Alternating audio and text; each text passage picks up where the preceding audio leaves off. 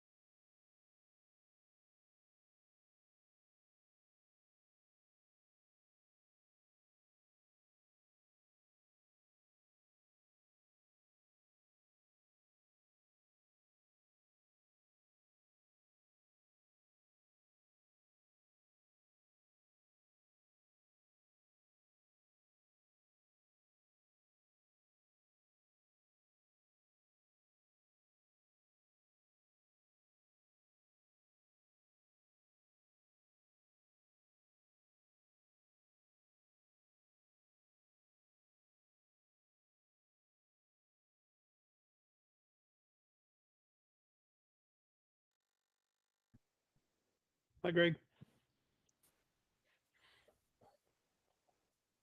Hey, how's it going? Hey, Doing well. at least permissions are working. That's good.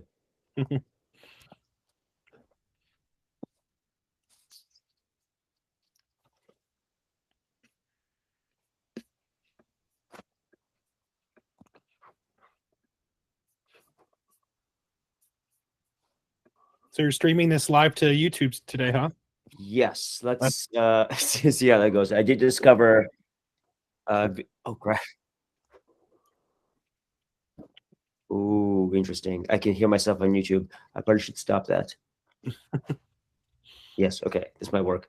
Because after well, just monitoring everything's working, which it is actually at a delay, as I'm discovering. And yeah. I'll see how this stuff works out. Yeah. And yeah, from now on, I'll just put it up. I mean, just put it up on LinkedIn. So hopefully, it will. Oh, there's like somebody from outside too. Okay, cool. We'll see how this keeps going. Still waiting for the actual speaker.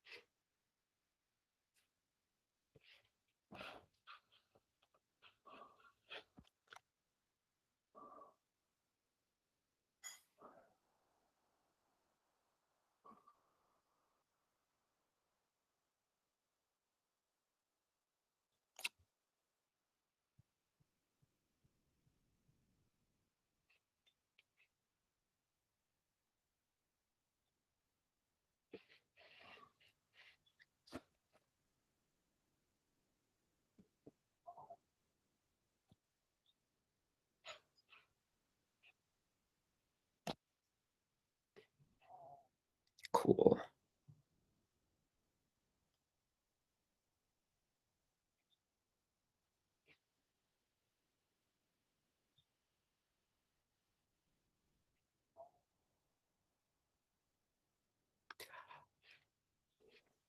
I think the speaker joined with companion mode and doesn't know he doesn't have video. 1 minute.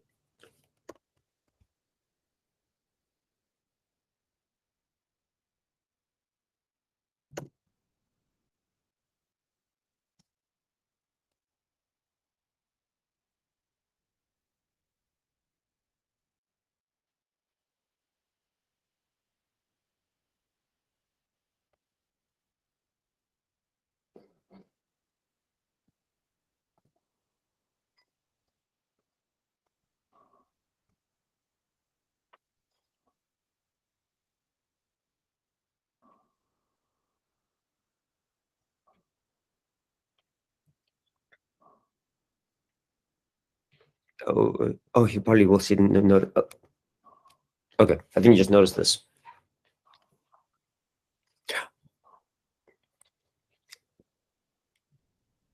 Hello, Aymeric. We cannot hear you yet. I think what happened is you joined via companion mode, which allows you to share your screen, and somehow the audio is not coming through. Maybe you wanna. I am not sure what. Maybe if you leave and come back, you can rejoin with regular mode, because your screen showed just fine.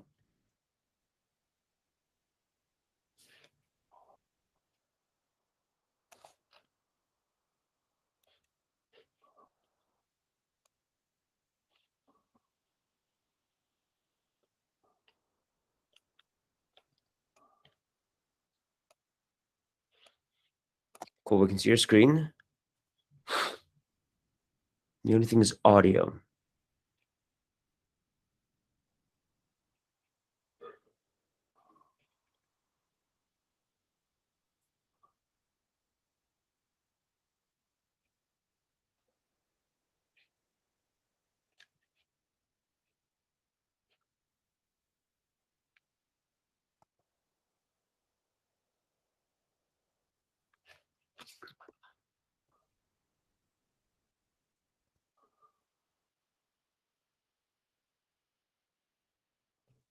No, and okay, yes, you're currently in companion mode, and yeah, audio is turned off in companion mode.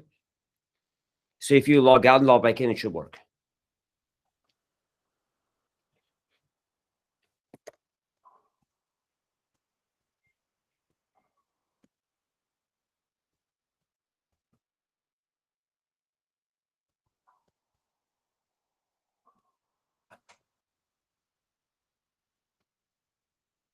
Cool. This should work then.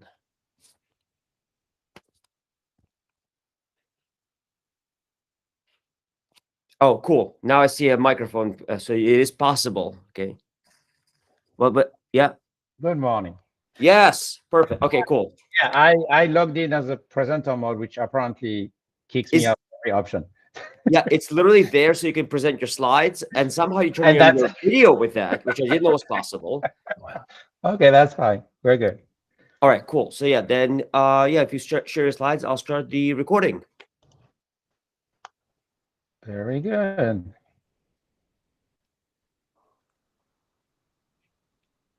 Perfect. 1 second. Okay. Yep. And hey, so welcome everybody. I'd like to introduce Aymeric Rousseau from Argonne National Lab, who's been modeling well our entire transportation system. I think that's about a broad scale. You're welcome. Thank you, and good morning, everyone.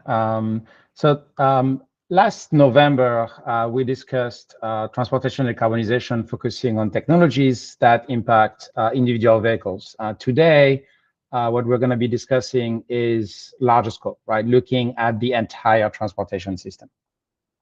So quick reminder, discussing what our department does. We have multiple groups. We are focused on transportation decarbonization, looking at electrification, connectivity, automation, whether it's vehicle control or transportation system control, looking also at large-scale deployment, looking at more choices. So how do technology impact how people and goods move? Where do people live, for example? All of this is, as you will see, in a coherent and flexible integrated framework. So the mission from our departments. Oh, Aymeric, I think you're moving your slides, but we cannot see it. You cannot. I am not moving slides.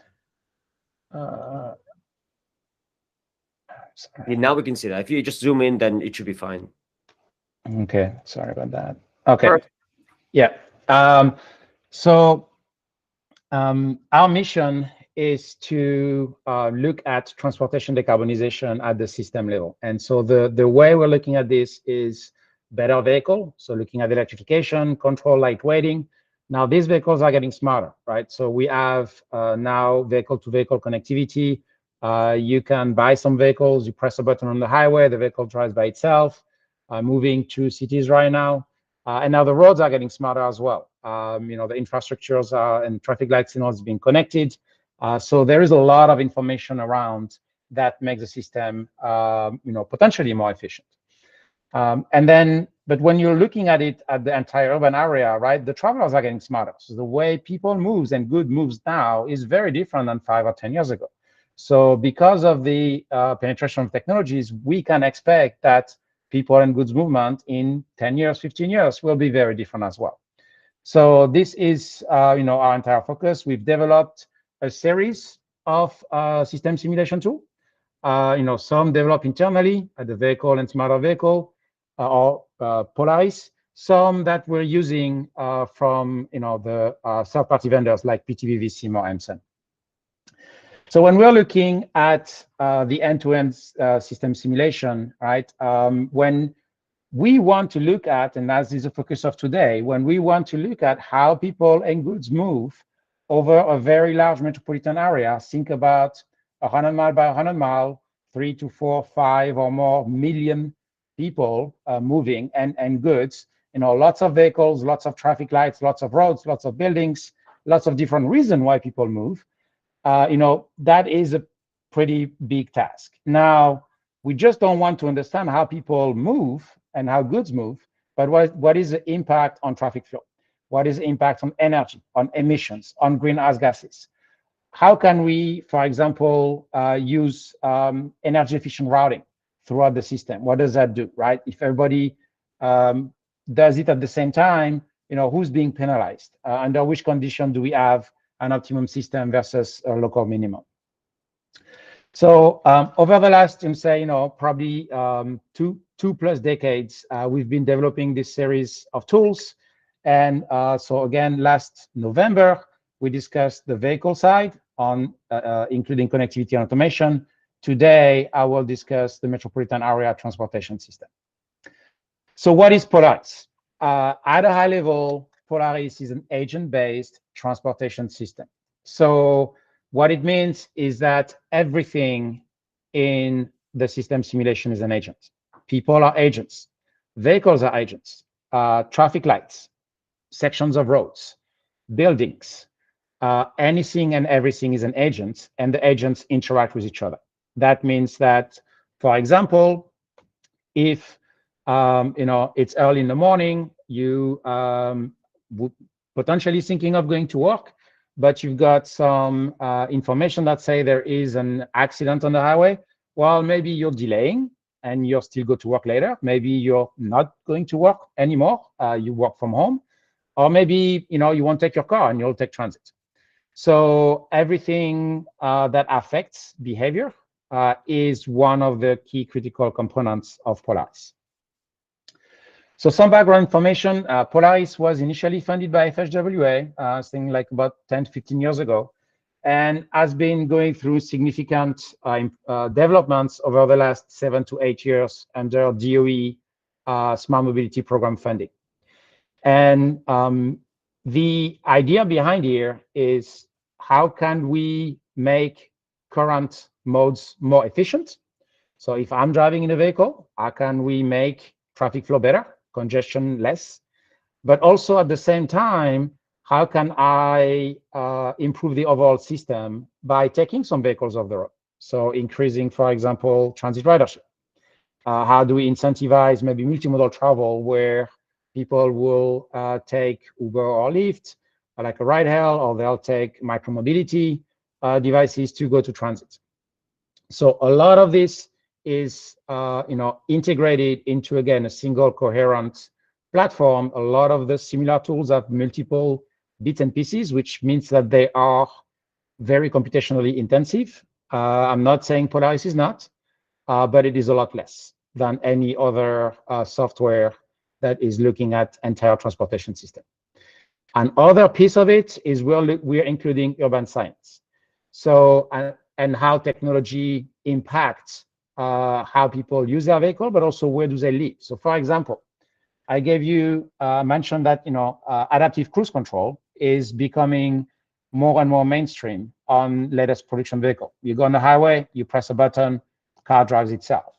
Well, what does that mean is that someone is renting a car in a densely populated area. Well, now that person can have a bigger house in the suburbs because the car may drive itself, right? Or if someone has, which actually was one example from a director at the big OEM in Detroit, he said, well, now I'm going to my lake house a lot more often, because on Friday, right, it's 5 o'clock, I go in my car, go on the highway, press a button. 2 hours later, I'm in my lake house. I didn't used to do that as often. Now, almost every other weekend I go there. So it changes behavior, right? Where do you live? How do you travel? How often you travel? How far do you travel? So there is some, not all technology has positive impact. There is some unintended consequences, and that's really what looking at system of system allows us to do. So if we start digging a little bit deeper as to what is a transportation system simulator, based on land use, and we're using Urban Sim developed by UC Berkeley initially, that is used by several metropolitan areas, right? We can then estimate some long-term choices. So what is the population distribution right now, and how will it evolve, right? Do we have, is that person single, married, how many kids, how old, where do people live, right? Where do people work? And then based on that, and also their level of income and all of their information, what is the household vehicle choice? Do I have one vehicle, two vehicles, no vehicles? And then based on the number of vehicles, what is technology? Do I have an electric vehicle? Does my vehicle have ACC? Again, looking at market now and in the future, who will own what. Then we go from long-term choices to mid-term choices. So what do I want to do tomorrow or today, right? Do I want to stay home? If I so, like, how often, how many times per week? Can I do that? Do I want to do that? And then for the day, at some point, right? What do I want to do? I want to go to work. Do I want to go shopping? Do I want to go, exercise, so on and so forth. And then there is a within their choices. So this is what I would like to do. Let's say this morning, I would like to leave my house. I'll go to work, and then I'll go do some shopping and come back. But during the day, right, it's a lot of the, as I mentioned, what happens will impact you, right? There's a lot of traffic. Well, maybe now I won't go shopping today because it will take me too long and I won't be able to be home in time for dinner. Or there is something that you have to do. I have to pick up my kids, but there is something that you want to do, and maybe depending on some external events, you change your mind. Now, let's say I want to go to work. What's my routing? Again, depending on traffic, we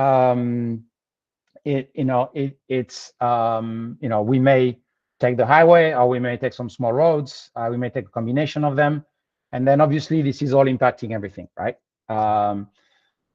So once we have all that information, on mobility, we also need to understand, well, now and in the future, if I have an electric vehicle, where are my EV charging stations? If I charge at home, well, that's okay. My in-day may be okay. Do I need to do public charging during the day? If I'm a ride-hail company, that's something I will want to do. Well, where are they located? How does that impact my business case? And then all of this, right? So Polaris is on the mobility side, but now let's say I want to understand what's my energy consumption. So we're using autonomy, which is another one of our tools to do that. Now I want to be able to look at greenhouse gases because I want to minimize this. Well, now we have grid that is also combined with that. Well, I want to look at the equity. Well, we know the information of every single household, so that means that we know where are the underserved communities. So we know the impact of policies on these underserved communities. I'll show you some examples of that. So this framework allows us to answer a system of system questions, looking at mode choice, looking at eco-routing, looking at impacts of driver behavior, looking at electrification, connectivity, automation, and their combination of it. So 1 + 1 does not equal 2. We know that.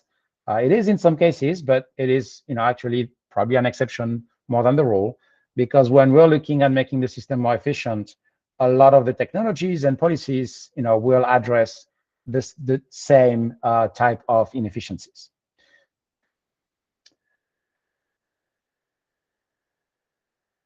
So Polaris is not just a system simulation or workflow, like integrating the workflow like I will mention. It also has a lot of set of tools for transportation system analysis. So for example, network editor. So when we work with cities, we need to know where are the roads, where are the intersections, what is the maximum speed, minimum speed, what type of is the stop sign or traffic lights. And you're thinking about it, it's like, well, data is never as good, right? So we need to be able to fix some of the data that even the cities are providing us. Now, the other reason to have this type of additional tools is that what happens 10, 15, 20 years from now, right? So we're looking at now, well, let's take an example. I'm gonna add rapid transit bus lane to some major arterial in Chicago or Atlanta or New York, right? So what that means, that's like my roads are the same, but now my traffic lights are different, right? I need to change that. Well, now I don't have a two-way, I have a one-way. And, maybe, so I have some dedicated lanes instead of having maybe, 2 lanes for cars. Now we have 1 for bus, 1 for car. So all of that can be done through the network editor that we need, sorry.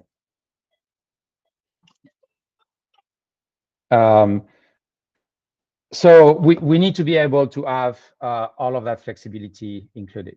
The second is obviously, analysis. We run more and more simulations. So usually, right, say a single run is a couple of hours. We run hundreds of them. Well, that means there's lots of data to be analyzed, lots of metrics to be considered.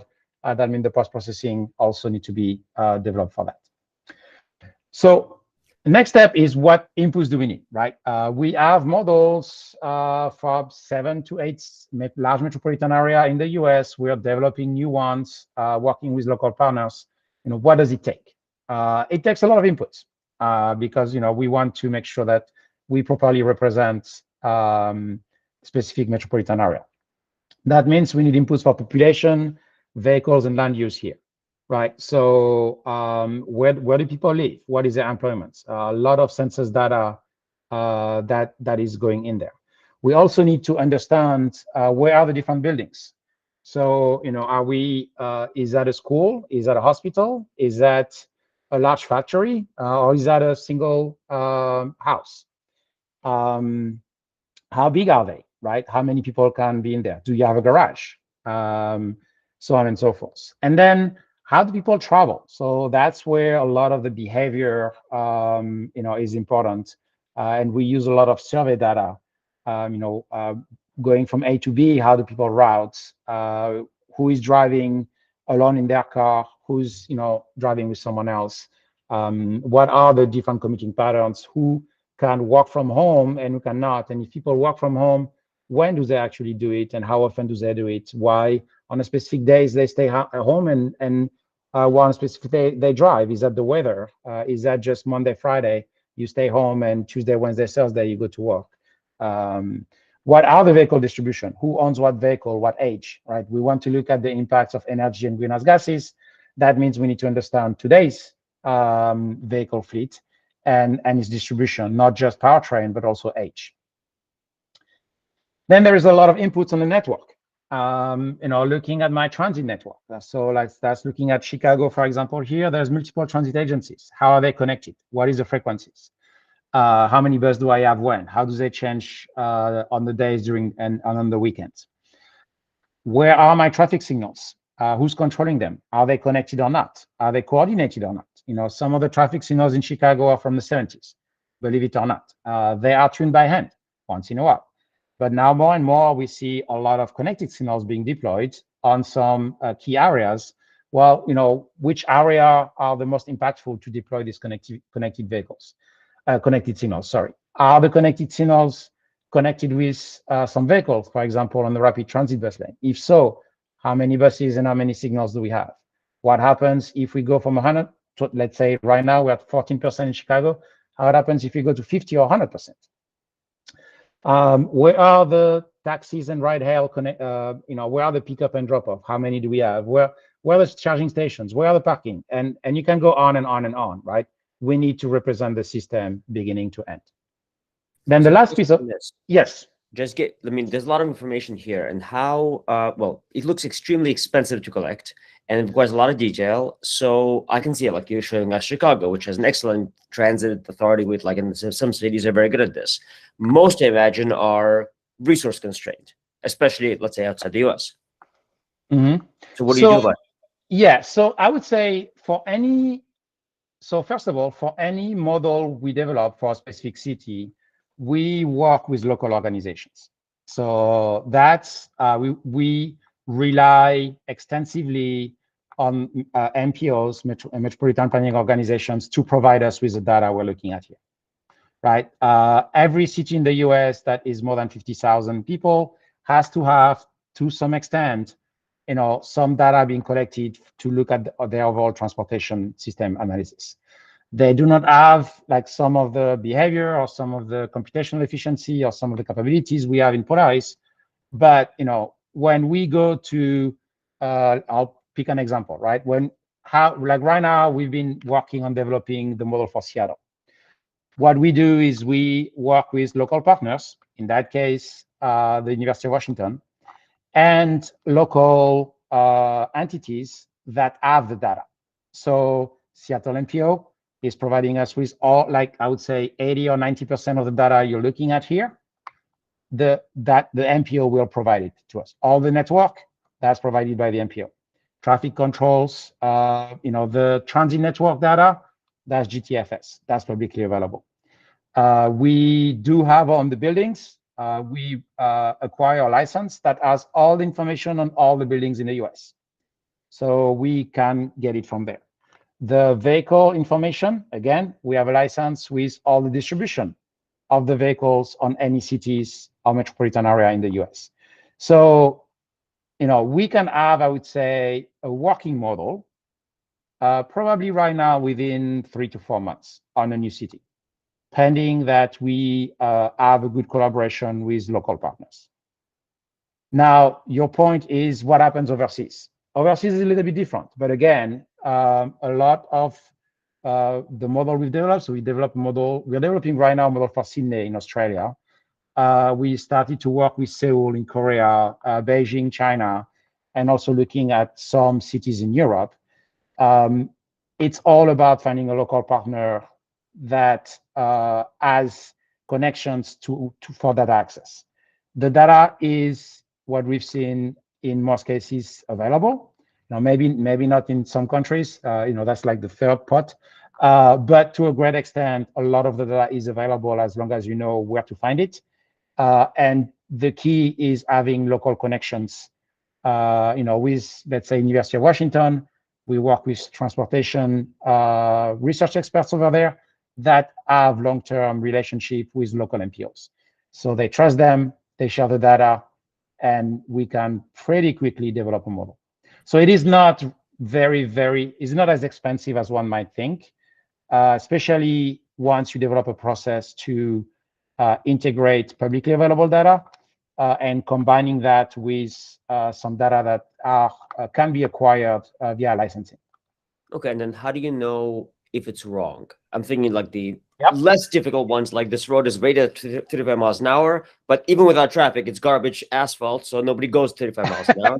And of course, the trip generation, the surveys are biased, the really challenging stuff. Yeah, so all good points. So Polaris is a mesoscopic traffic flow simulation, right? So that means that what we're looking at is millions of agents moving over 24 hours. This is not a microscopic simulation. Microscopic simulation, if you have I don't know, 10-mile roads with a couple of intersections going along, right? You can look at impact of asphalt if that particular node or road link, has some issues because there's lots of holes there. Polaris, because of all the roads we're modeling, like the Chicago model includes part of Wisconsin, part of Indiana, and half of Illinois, right? It's like we say Chicago, but we model small towns in cornfields.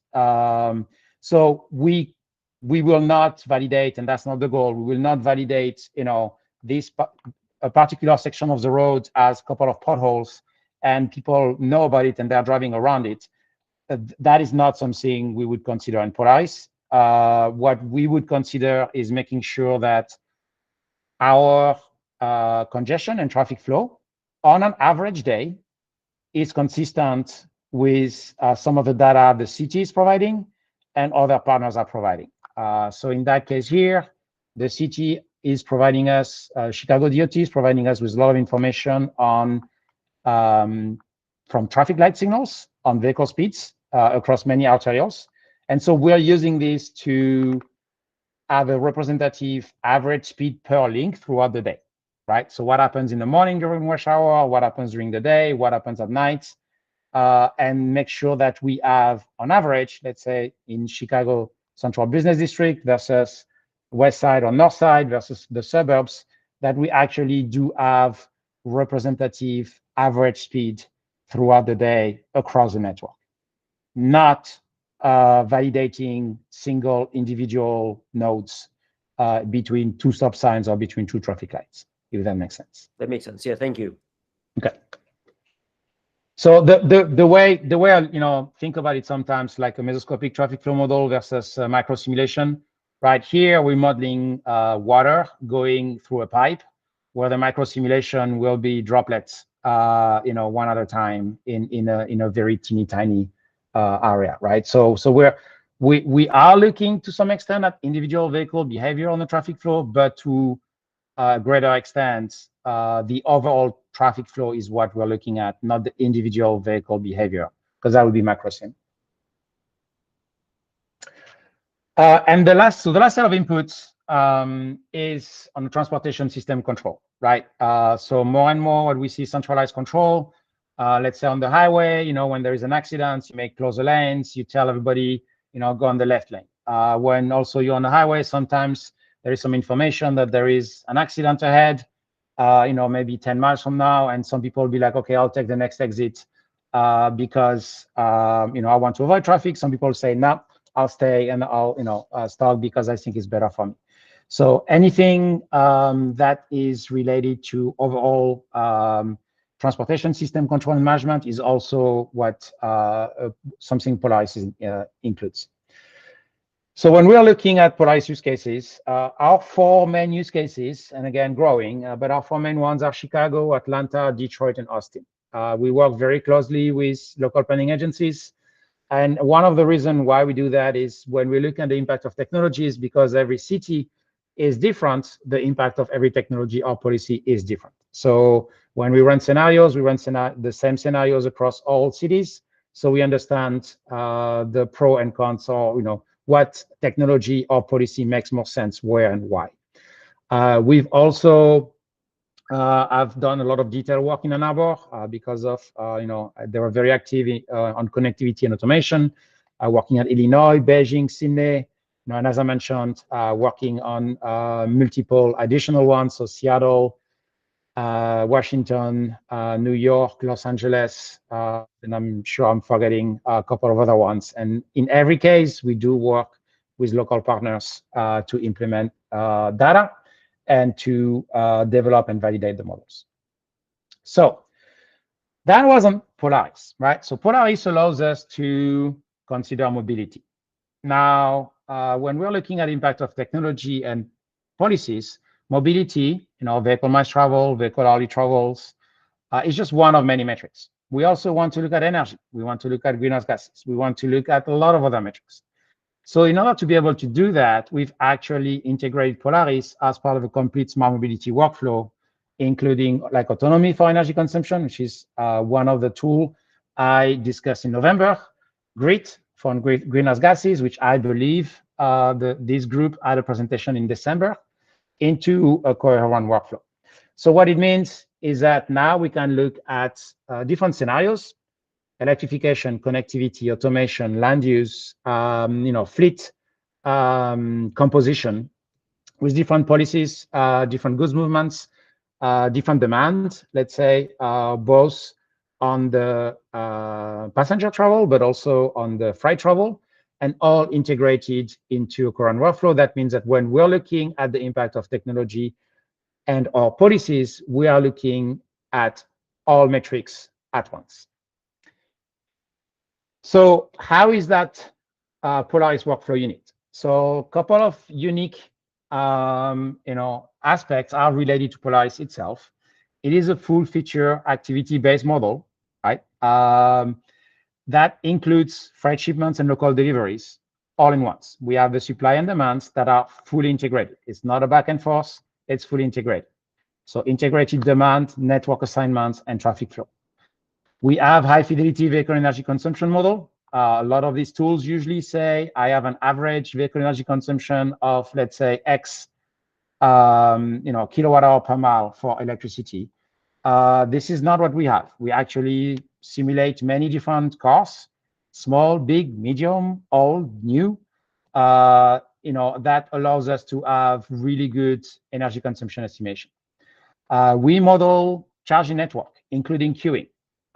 So we have different type of charging stations, fast charger, low levels, for passenger car, but also for freight. So if a truck arrives at the depot and another truck is plugged in, that truck will have to wait. That will delay the next delivery. And that actually one of the reasons why a lot of fleets right now will tell you that EVs or fuel cell are not a one-to-one replacement for conventional vehicles, for conventional trucks, because of their operational impact. And so we do take that into account. We also look at the impact of land use. So 5 years, 10 years from now, right, population grows, it grow in some cities like Austin, maybe stays the same in others like Chicago. But at the end, behavior, and technologies will impact where people live. We already see that with COVID, and it's only going to get, more important from there. So it is now on the computational side, it is a C++ code base. Some of the one question about Yes. abilities. So Yes. you had a connection between urban sim and land use and the resulting impact on transportation, Yes. but you did not have an arrow from transportation to the subsequent decision about where people live, at least in your previous. So yeah, they are both. They go both ways. It is both. Okay, good. Yeah. So the way to answer a specific question, the way we have the linkage between urban sim and Polaris is that we will start running Polaris to provide all the information for urban sim at time 0. Now urban sim will say, now we can run 4 or 5 years of urban sim and say, well, this is how population increase, how land use increase. Then we provide that information back to Polaris. Polaris will run for year 5. Then the output of Polaris will come back to urban sim. That will run 1 year, 2 year, 3 years, and then after 10 years, that provides the input back. So when we're looking at evolution, it's evolution almost on a yearly basis, and that is one way. And I'll show you an example where we've actually been able to see the impact of ACC, so automated cruise control. We did that for Austin, as to actually how the increase in ACC market penetration led to a significant change in land use, where people moving further away from where their work is. Now, to take that example, right? So again, closed loop there, but continue on that example, is that, well, what happens if we put a policy in place to actually incentivize people to live closer to their place? So like this, we have the benefits of having a more efficient vehicle from the ACC on a per mile basis, but we don't have the drawback of having a higher vehicle miles traveled. And so we've actually shown that this is possible. So again, it's like taking into account advantage of technology.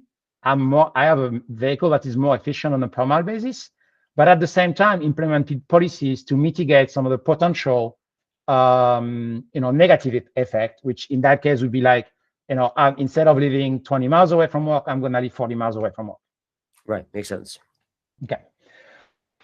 So it is a very efficient code base written in C++. Again, some of the tools out there are Java, which makes them a lot slower. The tools out there have usually 5-10% of agents simulated. So if you have 4 or 5 million agents, you do not simulate all of them. You simulate a sample of them. There is some paper that actually show that any simulation with less than 50% is actually significant issues. We simulate 100% all the time. So despite simulating all of our agents, because we have a C++, we are, I would say 5 to 10 times faster than other codes. So that what that allows us to do, it allows us to do a lot more runs. When we talk to local MPOs, they do have sometimes the big ones, some agent-based. They tell us they're not using them because it takes 3 days to run one scenario with 5 or 10% of agents. It takes us hours to run 100%. So now we have, MPOs coming to us and say, well, we would like to use Polaris to help us with our greenhouse gas planning, because we can run hundreds of simulations where they could not run one. So then at this point, yes, you say optimization. Are you talking about? I mean, there's 2 modes. One is you have the most efficient assignment of traffic to roads, like a MatSim scale model, or you're talking about like design of the network, design of policies, that level of optimization. So we're doing both. So some of the optimization that we will do even before simulation, right? So, for example, where should EV charging station be located? How many should they be? Where should they be located? How big should they be based on the demand?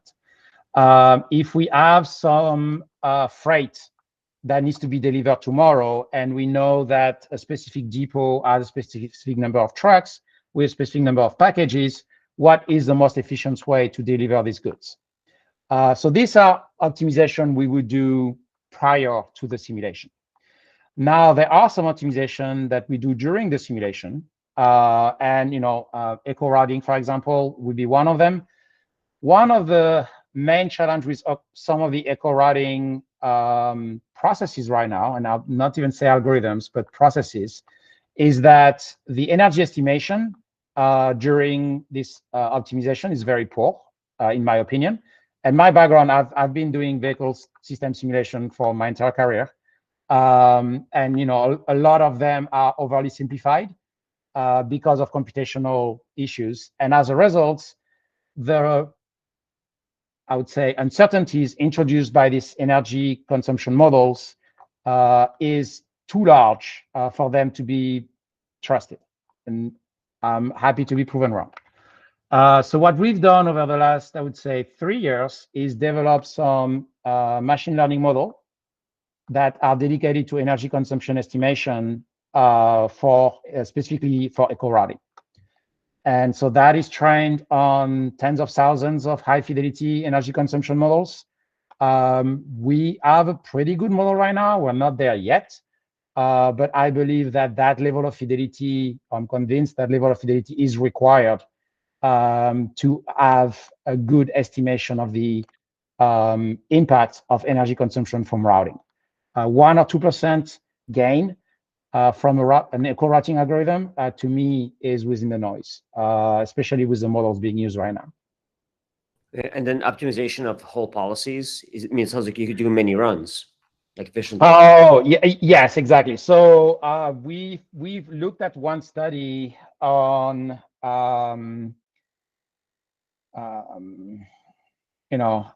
having people pay to enter some specific areas. New York is looking at it. Austin is looking at it. Actually, Austin, some extent, implemented some of them, right? So how do you set them up in terms of price to make sure that, one, it does what it's supposed to do, and two, you minimize the impacts on underserved communities? Yes, these are many different runs. And, Polaris is fully deployed on Linux HPC clusters. We're also running on Windows. But right now, our go-to platform is Linux HPC for the reason, right, is doing one run is computationally intensive. But we're now looking at hundreds of scenarios, and each scenarios, to be able to do it properly, requires many runs, right? So it's, I don't want to give here like 4 to 6 hour runtime for 10 million. That's one run. But because, the way the model is done, right, we need to do 10, 20, 30 runs sometimes.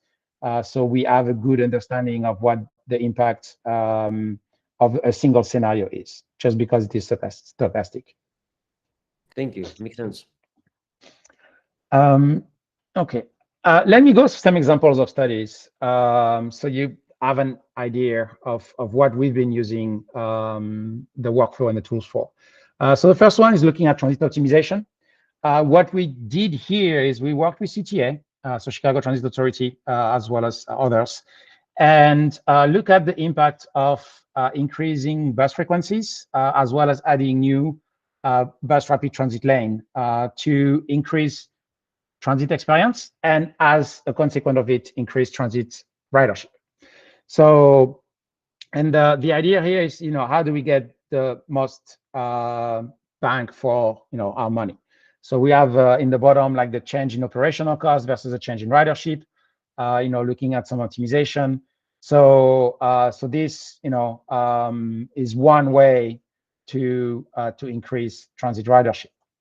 Another way to increase transit ridership is to subsidize first mile, last mile rideshare services. So this was working with Austin, UT Austin, and the Austin area. And so what we've seen here, we started with free and then regular. At the end, we ended up with maybe something like 50% subsidies. But the idea here is that we can have significant increase. And you say 4.5 to 5% is not a lot, but 0.5% when you have a lot of riders is actually significant, because every single one of these riders, you take a car off the road, right? So here you potentially remove about 100,000 auto-based trip. by providing some incentives on first mile, last mile. And Austin is not known for a large transit area. So if you think about what could be done in areas like San Francisco or Chicago or New York, which is something we're looking at right now, that could be significant. We also are looking at example of technologies. So here we're looking at connectivity and how it can mitigate delays caused by traffic incidents. So here, what we're doing is that once we know that an incident is occurring through roadside units, then that information is communicated to the connected vehicles, and as a result, they enable rerouting. So this is not about optimizing traffic flow. This is really about optimizing information and communication, and providing individual agents, or in that case here, drivers, whether they're passenger car or freight, to reroute on the fly when incident occur. So we do have the ability to integrate accidents or any specific events like road closures, whether they come from incidents or whether they come from floods, traffic, roadworks, things like that, into Polaris, and then here quantifying what happens to the overall traffic flow. Now, some interesting here is that the best performance is achieved at 50% penetration rate. If everybody knows everything that's going on all the time, they all tend to take the same route, which then creates some other problems. Because again, we do not have an overall system level control. We're just providing the information to the agent. So if you tell people, everybody, there is an accident there, then everybody wants to reroute, and then that creates some other issues. We also been looking at the impacts of level 2, cooperative adaptive cruise control, so partially automated vehicle, and how they compare to level 4, more like hand-free driving in terms of I don't know why it's with looking at value of travel time here, VOT. So what we see is that if people have a partially automated vehicle, they still need to pay attention, right? So they actually don't tend to drive that much more. Now, if you give people kind of, I told you, it's like I can go on the highway and press a button, and I really don't have to pay too much attention, even if, trust me, people should, or they tend to drive a little bit more. So what it means is that people tend to drive more. That slows everybody down. Your vehicle speed goes down on the average. If your vehicle speed goes down, your energy consumption goes up, greenhouse gases goes up, and so on and so forth, right? So that's where we make it easier for people to drive. Well, guess what? They'll drive more. And if they drive more, they make the whole network worse.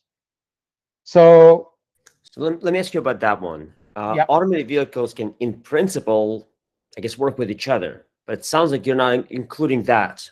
So on that particular study, we did take into account the fact that connected vehicle make their surrounding vehicle better. So we have different traffic flow or congestion patterns that occur because of I would say after you reach a certain level of penetration. Mm-hmm. So if you have like 5 or 6% of connected vehicles, you're not going to make the surrounding vehicles better. But if you have like 35, 40%, you actually can make everyone better. So there is some surrounding benefits. So that's just even without talking about vehicle to vehicle, vehicle to infrastructure. Now we do have in other studies also added the fact that here the vehicle are on their own, right? They're just like I am my own bubble. But we have integrated the fact that we consider now vehicle-to-vehicle communication that also will impact traffic flow. Mm-hmm. We've also, because we model traffic light signals, and we have, I'd say significantly upgraded in the last year our traffic flow. We now have a vehicle-to-infrastructure, so vehicle talking to traffic light signals, so that it also impacts the traffic flow. So at an aggregate level, at a mesoscopic level, right? We have other tools to do very detailed vehicle-to-vehicle, vehicle-to-infrastructure benefits. But when you're looking at millions of people moving together, we do take into account vehicle to vehicle and vehicle to infrastructure. But again, it's at an aggregate level, really looking at the impact of traffic flow on the road link node. Okay, and then how is, let's say we have a significant penetration of self-driving vehicles. How is it different from buses? Because I'm saying, like, obviously a bus that's full is far denser than a lot of self-driving vehicles. But most buses are not full on a large fraction of their routes. So in the end, you're getting a lot of self-driving vehicles that are just caravanning. How is that different from buses?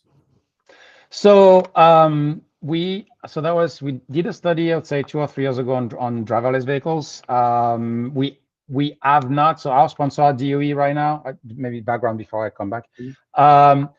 So about 3 years ago, there was a lot more interest from our sponsor in DC and our stakeholders into driverless vehicles. So a lot of the work we've done was on that.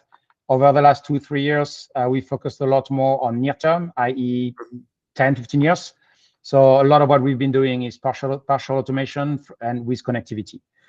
Now, to come back to your question, and you're right, transit buses, I believe on average are about 6 to 7 passenger, so not 50, but it's still more than one, right? And what we've seen when we're looking at driverless, significant penetration of fully driverless vehicle,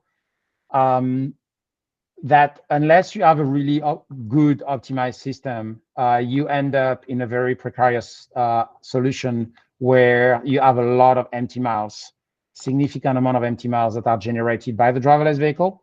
So the worst case scenario is driverless vehicles are affordable for individual households.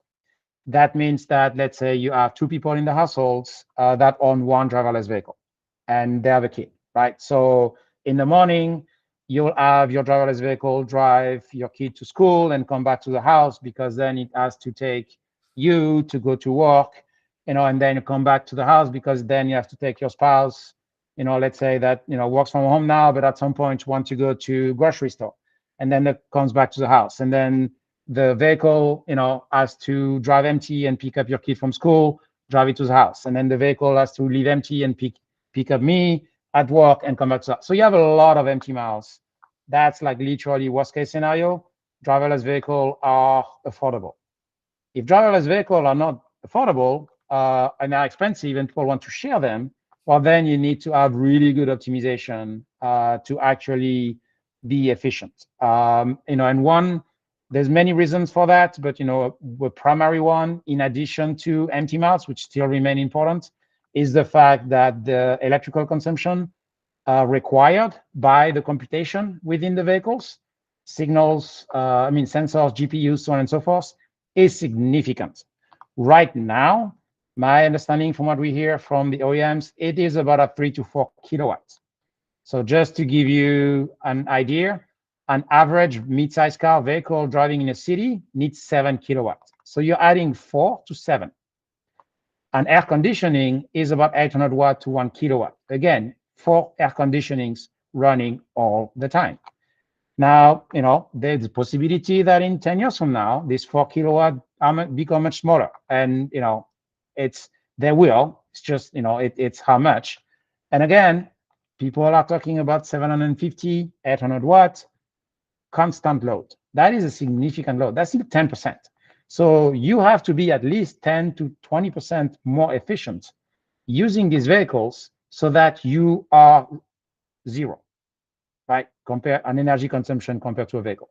So significant challenges. If the system is very well optimized, potential opportunities, but I would say the potential of having increased energy consumption due to significant empty miles combined with much higher electric loads is significant for driverless vehicles. From the studies we've been running, where I think we had like 30 or 40% market penetration. So significant market penetration. We did not end up in a good spot. So things like private or municipal taxi fleets that are optimized by their operator sounds like it's the better way to go. If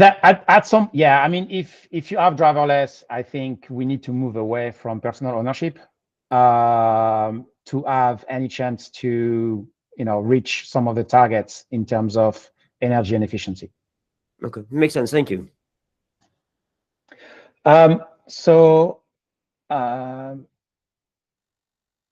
maybe one or two more. I think we have 5 minutes left. So so this is just an example of land use where we actually use Urban Sim along with Polaris and the workflow to, again, look at the impacts. Well, if we make it easier for people, and at some point in time, right, they live in a dense populated area in a condo, or they rent a house and they want to buy a house, where do they move? How far do they move? Well, maybe they would have moved in the suburbs anyway, at 10 miles away. But now, because you have level 4 CACC, you're moving 20, 30, 40 miles away, right? So again, VMT is key.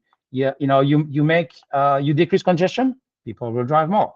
You make it easier for cars to drive, people will drive more. So how do we actually make sure that we enable people and goods to go where they need to go and where people want to go, right? Because we definitely want that to happen, but at the same time, take into consideration the system. And as I mentioned initially, right, if we see that there is a potential for people moving further away, increasing vehicle miles traveled, well, maybe there is some policies that can be implemented. So like we work with EPA here to actually implement a CO2 pricing policy so that, we have the benefits of CACC, but at the same time, avoid the increase in, or minimize the increase in VMT, because people will still be okay paying for it. But we're trying to counteract some of the VMT increase, value of travel time impact from the technology, so that the system overall is much better.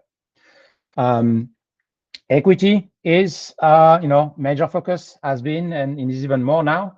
Again, we know we have a description of every household, very detailed.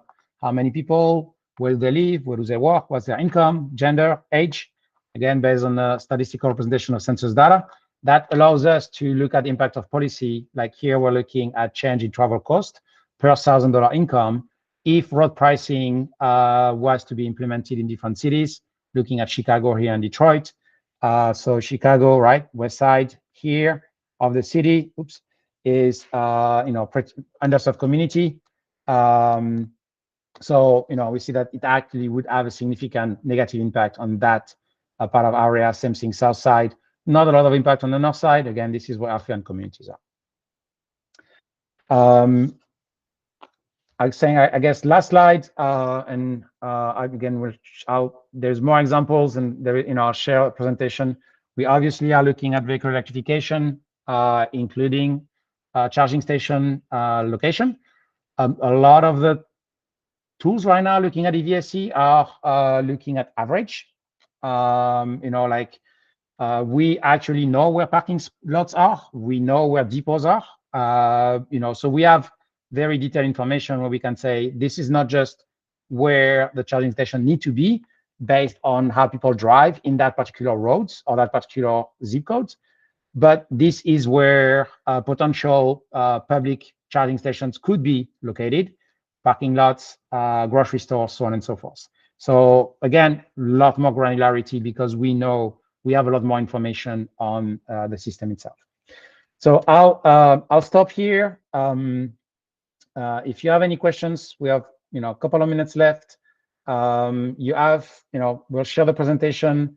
You have my email information. If you have any questions on any of these and much more, please let me know. There is a series of webinars that are coming up that will dig into a little bit more of some of the insights and lessons learned. But I understand that you're also interested into developing your own algorithms and doing your own studies. And that's something that we would be happy to discuss further with you on how we can support that. Well, thank you very much. In fact, let me ask you one last question on that. How much more effective would these models be if you have live data or fine-grained mobility data or anything like that?